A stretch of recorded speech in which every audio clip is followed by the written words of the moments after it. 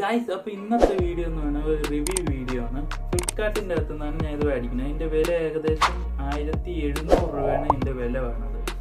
ഹോട്ടലിലുള്ള രൂപമൊക്കെ അതായിരുന്നെങ്കിലും വന്നപ്പോൾ സാധനത്തിൻ്റെ പേര് മാറി, കമ്പനി മാറി, എല്ലാം മാറി. 1 വർഷത്തോളം ഞാൻ ഇത് യൂസ് ചെയ്ത് നോക്കി.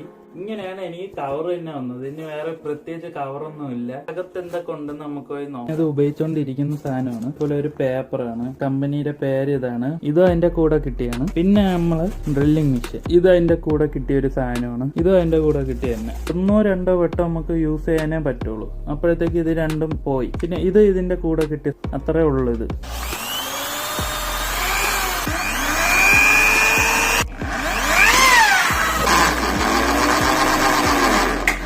സിമ്പിളായിട്ട് വീഴും. നമുക്ക് നല്ല ഒരു ബിറ്റ് അടിച്ചിട്ടാൽ മതി.